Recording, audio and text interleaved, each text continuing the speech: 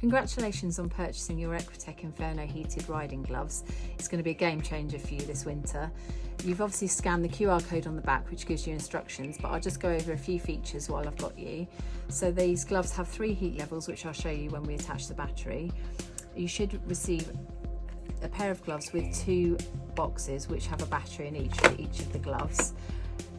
These gloves have a triple layer construction, so the top layer is a tough flexible shell, then they have a waterproof membrane in the middle which is also windproof and breathable, and then they have a lower third layer which is your fleece lining, keeping you nice and cosy. But the fabric's nice and thin, so it means that you can still feel your gloves and you can still do everything you need to do around the horses. They have reinforced seams, and they also have a storm cuff, an adjustable strap so you can tighten and have it how you want it, and they also come with a touchscreen function as well, so you don't have to take them off to use your smartphone. So if we take the battery out of the box, it should come with the battery and the cable. It is a USB cable, so it will go with any, you can charge it with any USB plug, or you can connect it straight into your computer or laptop and charge it that way. So that's that. So you charge it this way and then you unplug it like so to put it into your gloves. So this is the button on the top which you'll use to turn on and off your gloves, and it should have a male connector like this with a little pin in the middle.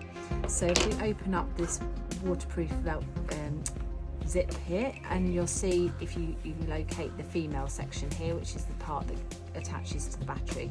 So once you've located that, line the pin up with the hole there and just simply pop it on. Make sure they're lined up so you don't bend the pin, and they should connect like that and stay attached, so you want it nice and secure. Pop it back into the zip pocket here and just line up the window so you can access the button. Zip it back up so it's nice and watertight, and then pop it on, adjusting the strap so you can get into the glove, and then tighten it to the desired tightness that you want.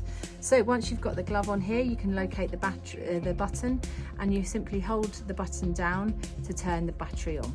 So once it's on, that's your highest heat level, which is a solid blue light, and that gives you up to 2 hours of heat. If you press it again lightly, you get a flash. That's your medium level, and that will give you up to 4 hours of heat. I can feel it heating already. And then if you press it again, that's your lowest level. That's a double flash, and that will give you up to 6 hours of heat. And then to turn it off, just press and hold for a few seconds, and that will be off. To turn it on again, press and hold, and then that's on for you.